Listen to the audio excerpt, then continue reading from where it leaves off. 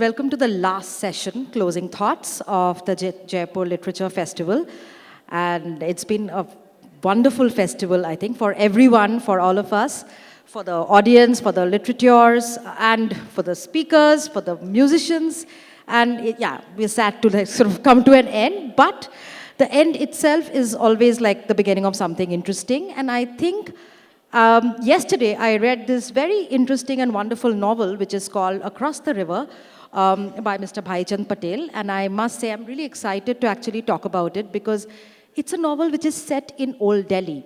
And I must, before we begin, I must point out that Mr. Bhaichand Patel has traveled all over the world. He has been a Fiji national and he's lived in New Delhi, Cairo, several countries, right, sir?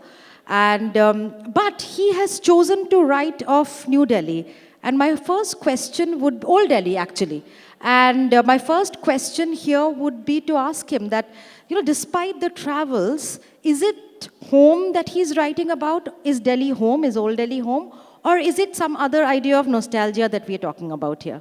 If you may, sir. Well, first of all, thank you for being here. It's a bit late.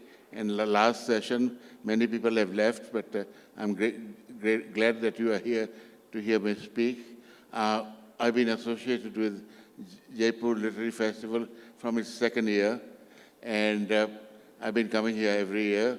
I've spoken before, and this is, I think, my last visit to Jaipur Literature Festival. I'll be 89 in October, and I don't think I can travel anymore. But I'm so delighted that the last session of Jaipur Festival is where I take my leave from the festival. Thank you all. And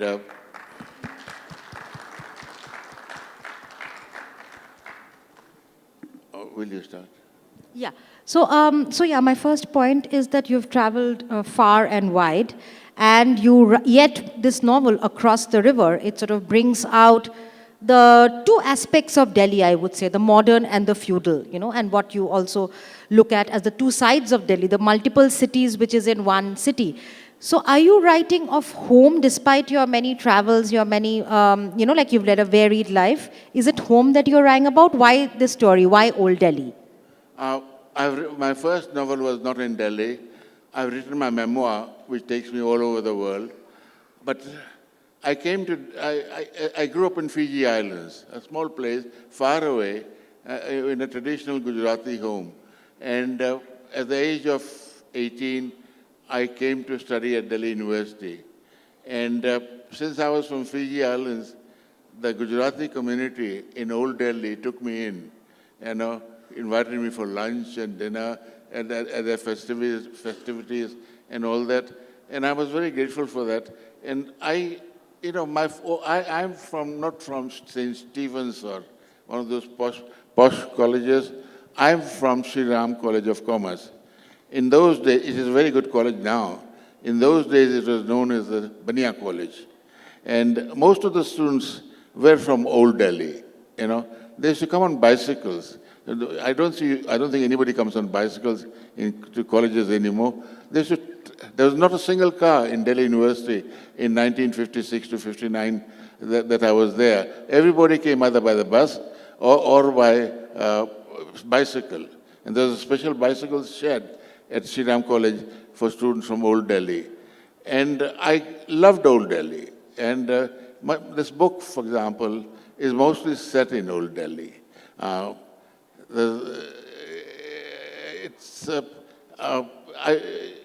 don't know. It's modern. It's a young book in the sense that all the people are young. The main characters are young. I feel young. The thing is, I may be 88 now, but I love meeting young people. Most of my friends are young. All of them are younger than me, I think. But I have friends who are 30, 40 years old. And I enjoy their company. They enjoy my company. And I think it keeps me young also. Meeting young people, getting new ideas, their way of life.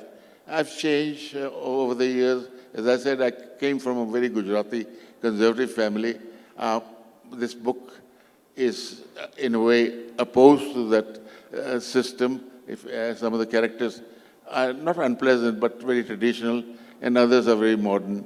So it's a book of love. It's a book of love.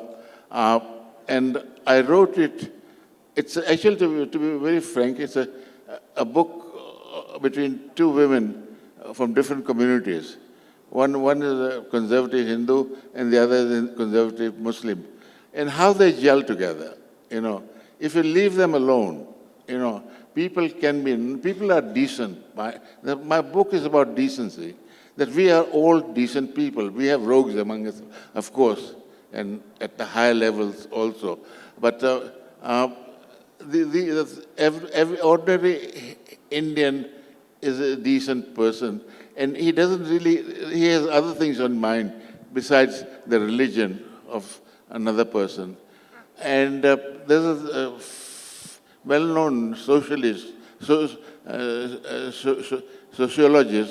called Dipankar Gupta, who said that the idea who is modern, who is not modern, depends on how you feel about your neighbor, how you feel about your son-in-law, whatever religion, or your daughter-in-law, whatever religion or she is. If you are modern, it doesn't matter, really. And that's what my novel is all about, that we can get on. Despite both these ladies come from very conservative background and still are very good friends. Yeah. And for people, who haven't read the novel, and I must also add that the novel is about friendship. And it's also about, it starts on a very interesting note of these two young women who are looking at their college results. So actually, it's kind of interesting that the novel is a very young novel at heart. It is about young people, and it is also about intergenerational difference, I think. The whole notion of family, there's an element of rebellion, yet there's an element of reconciliation, which sort of comes in the end. I don't want to reveal too much of the plot, but I do want to talk about two things that you do very interestingly. You look at community in the sense of what Old Delhi is all about. You look at a sort of a history of Old Delhi, because you're looking at the factory system. So was that conscious? And the third thing is that you are talking about prejudices. So maybe we could start with the fact that there's a parallel history of the old city, which you're also telling, right? So, yeah. So what was your thought on it? Yeah, I use the story to tell the history of Delhi, actually, in a way. Old Delhi especially, and the lanes and by-lanes and all that, and the Noida coming up and all that. It's a history of Delhi told through a love story. And I'm a great a student of Khushwant Singh. Khushwant Singh was my mentor, my neighbor. I've met him first in 1967. Then we lived together in Sujan Singh Park. He taught me to write simply. This book is an easy read. There's nothing pretentious about it. It's a story I'm telling as simply as possible and as clearly as possible, and with great deal of sympathy and empathy with the characters concerned. The other thing, of course, that it's a love story at heart, but it's also about acceptance, because in the story, that's one of the themes which it finally sort of comes together, right? The fact that you need to be more accepting. And also sometimes the fact that, in an intergenerational story, all of you must comment, you'll often see that the young people are portrayed in a particular way. Here, the interesting part is the empathy and the, the calmness of the younger characters, be it Seema, be it Mohan, be it Madhu. And what made you look at this generation in this light, as opposed to a Kokila Ben, the way she is, and she finally comes around? Yeah. I don't know, when I was young, when I was around the age of my characters, Madhu and Seema, we did not express our communal feelings. People were communal, even in those days. but you kept it to yourself. Now people proudly claim their bigotry, right from the top. You'll never see a picture of, for example, the chief minister of Uttar Pradesh next to a Muslim. It's really boiled down to a situation. It's a pretty bad situation now. It wasn't like that when Nehru was around. We were bigoted. There were bigoted people in our time, but we were not proud of it.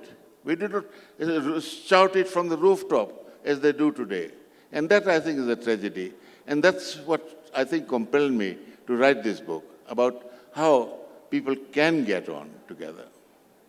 And it's also, I guess it's also about, like, at the heart of the book is also an interfaith relationship, and how, both of them, these characters, two characters were in love, and finally, of course, what comes around, which I will not tell.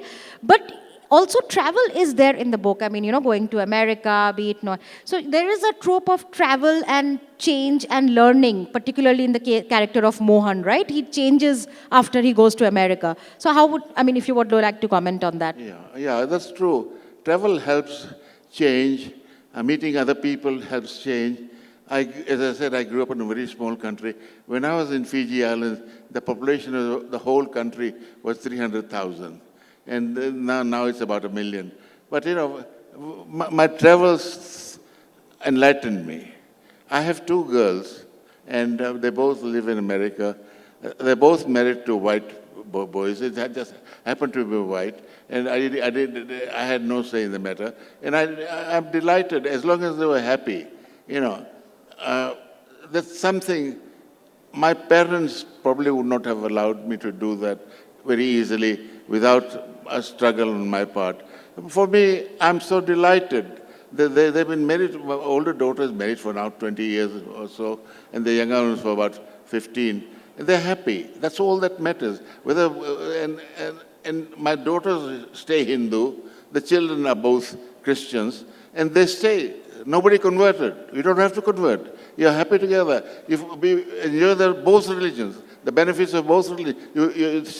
They celebrate Diwali, they celebrate Christmas. This is a wonderful thing that's happening to this younger generation. But as I said, there are people who don't like this. And that's the thing that I object to. Well, one of the things that I also, interestingly, which is your bio note, which I want to ask this question, that you have very different kind of books that you've written, from cocktails to memoir to novels about mother and daughter and to Old Delhi. How do you choose your stories, or do they choose you? That's a very interesting question. I'm scared. In a way, I'm at the age of 88. I'm scared of one thing: dementia, Alzheimer's disease. I have deliberately, after retiring at the age of 60, kept my mind alert. And one way to keep alert is to write. Read, write, meet people. Don't get into a shell. If I break a leg, if I have a heart attack, I can do very little about it. But if I lose my mind, I'm finished. I'm at the mercy of somebody else. And I don't want to do that. And writing, this is the message I hope you can take with you. Keep active all your life. When you retire, there's 60, 65, do something. You don't have to write, but paint, take a hobby, go cycling, whatever. But keep busy. And the most scary thing for somebody at my age, I think I've passed it, but I've seen people younger than me getting dementia. That's an awful, terrible thing to have, especially somebody like me. I live alone. I have very good help in the house, but all my family is abroad. And so I think keeping myself active is very important. Keeping myself mentally active, doing mental exercises, writing books, reading books, I think keeps me going. Yeah. And also, is that why you choose, like the protagonists here are all very, very young people. So in a way, you're also getting into the mind of young people. Is that one of those, one of the reasons why you chose this story and these characters? Uh, I, you know, I don't really mix with old people. They make me depressed. Uh, Meeting young people, coming up here, this young lady held my hand, talking to her was a delight. Finding about she's doing, where she's from. And, if you mix with people younger than you, always try to mix with people younger than you. Don't give, and with this, uh, I don't know, maybe it's wrong, but I really enjoy the company of young people, and I think that helps me uh, grow old more gracefully. That's lovely. Would you like me to read like the segment we discussed, and then maybe we could talk a bit about the character? Mohan I'd is like some questions also, so leave some time for questions There's questions. So afterwards. this is about 3 minutes. So we are 7 minutes. Yeah, you still have time for questions. Yeah. The monsoon has begun in earnest and it has been pouring for days. The drains clog with garbage. Seema is drenched as she wades through the foot deep muddy water to the bus stop near the factory. Her cheap folding umbrella is of little use in this downpour. She adjusts her dupatta and pulls out her handkerchief from her purse to wipe her face as she waits under the crowded bus shelter. It is the evening rush hour and several buses, fully loaded, pass without stopping. A Mercedes passes the stop, brakes, suddenly reverses. It is Mohan heading home. He has seen Seema drenched and rolls down the window on the passenger side and leans over, shouting to get Seema's attention. She doesn't hear him with the sound of the rain beating down and the honking traffic. A woman next to her taps to her shoulder and points to the man in the car. Get in, Mohan shouts in English. I'll drop you. He leans across and opens the door on the passenger side by way of invitation. The people at the bus stop are now staring at Seema. Will she? Won't she? She is deeply embarrassed. She shakes her head. It's actually very interesting point, when the Mercedes and the people in the bus stop is a very interesting observation, I think, what they think. I'm going your way, he insists. You're drenched and will catch a cold. She takes a few steps to the Mercedes. Thank you, sir, I'll take the bus, she says politely. You don't know where I live. Mohan grins sheepishly. A bus has arrived behind him. The bus driver honks. Mohan doesn't move. Please get in. Seema shakes her head vigorously. She moves back to where she was standing earlier. Mohan does not move. The bus driver keeps honking, now impatiently. A middle-aged man comes towards the car. He takes a threatening tone with Mohan. I'll stop here. And it's what happens after, you'll probably have to read the book. And before I close, I would also look at the way in which you look at Seema and Mohan's character. Both are very different, but both are attracted to each other. How did you think of, putting this kind of relationship together? Love is blind. They fell in love despite themselves, both of them. Mohan came from Mohan's father was very bigoted Hindu, Gujarati, and she came from a very conservative Muslim family. But they fell in love. It was inevitable. They're nice, decent people falling in love, and all kinds of complications arise. We have to arise. Neither parents were happy about this thing, and I think I won't say more. Read the book to see how it finishes. Yeah, that's lovely. It's wonderful talking about this book, Across the River. It's also a very interesting title, which you'll read about which you'll understand when you're, and like see the aptness of the title when we read the book. And I see some hands for questions, lots of them. Okay, let's start. The lady, you started asking the question first. Yes, please. Mike? Can somebody give the mic, please? A minute.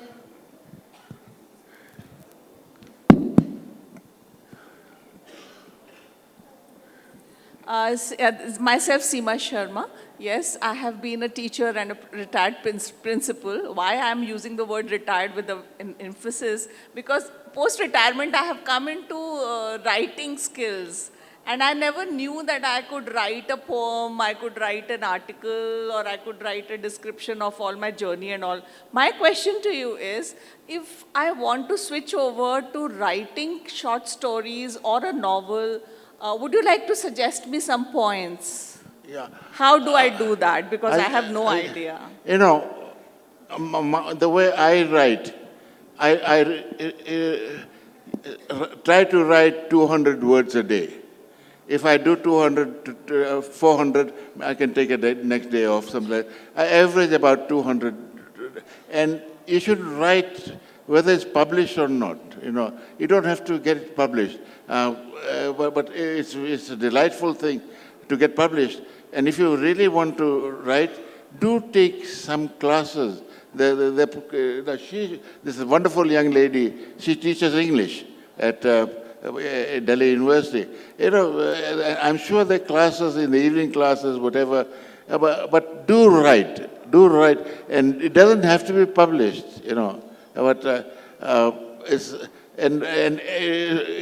discipline yourself. Try to write certain number of words a day. Yeah, please. He has a question. Yeah, delightful to meet you, Bhaichand Bhai.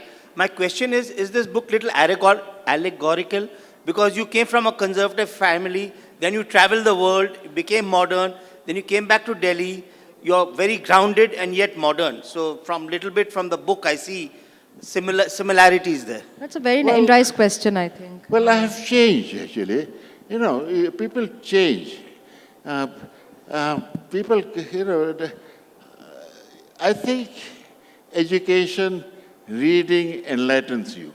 You know, and even sometimes the movies have a good effect on you. If there's a story about love, about how to get on with people, you know. Some wonderful movies, films have been made here. And, you know, we change. You know, as I said, when I was young, my parents were very conservative people, you know. I come from a very vegetarian family. Now I won't tell you what I eat, but I eat everything. But we move on. And I think education is very important. It makes us go ahead and leave our prejudices behind. Yeah. I think, there's one more question there. Yeah, two more. Please. Yeah. So, sir, as you shared that you're Passport. so much experience and you're 88, and at this age, almost people either want to die physically or mentally, and you're active and like you're doing so much work. You're so active, like reading, writing, and that's so great. So, what will be those habits or the things which you prefer for specifically for the people who are in their teens and early 20s to adapt so that they can create some kind of change or impact on the society as per your experience? Yeah, in the sense that what she's asking is that, you know, habits, in the sense you mean of a writer, right? What is a writerly temperament? Is that what you're asking also? Can you give her the mic, please? And you do get the mic closer. Speak a little loudly, please. Yeah. In journal-based, what are the habits or things which young people should adapt so that they can create some kind of change or impact on the society? Yeah. So, you know, she's also asking that, you know, what are the things that young people can do to bring a positive change in society and also to make an impact? Is there something, because she's a young girl, so like how do you like become that person who can sort of bring about good change in our world and society? Change in the society or Change in the world. Yeah. change the world? I think Good, positive change. Education, decent education.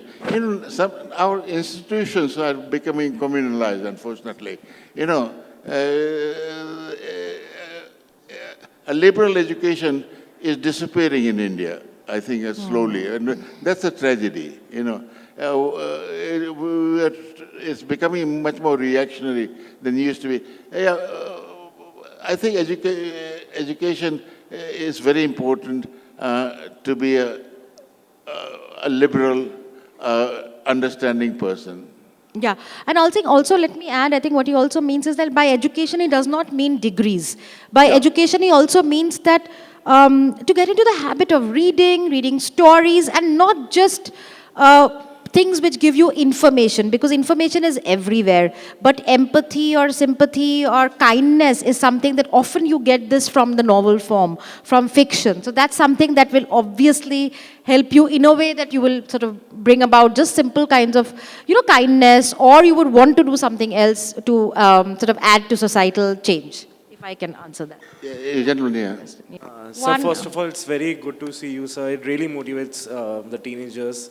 Sir, the only question I had, like you have lived 89 years, so you have seen A to Z everything. Only one rule that you wanted to say to the teenagers, that just follow this rule, don't forget this. What one rule, which is the rule of life, which you think, which your wisdom and age has taught you, one rule that one should follow in life? Compassion. Compassion. Yeah. Compassion. Think about the other person. Care for the people who are more needy than us. Yeah. Just be nice to people who are less fortunate than us. I think that's very important. Yeah. Last. Thank you, sir. Sorry. Yeah. Last question. Oh, one more is there. Quick, very quick, please. Yeah. From what I get about you, you understand the perspective of different communities, ages very brilliantly. So even when we understand someone's perspective, there is a pinch of ours. So how are you so clear with understanding the perspective of another community, of another entirely different age group? What is that? How do you understand an entirely different age group so well? What? I didn't get Another age group, an age group that you don't belong to, which is a younger age group. How are you getting into the minds of the younger people? How do I get into the minds of younger people? Well, because I was young myself. So I have a lot of experience of being young. So no, I don't have to get into the minds of young people. I know the minds of young people.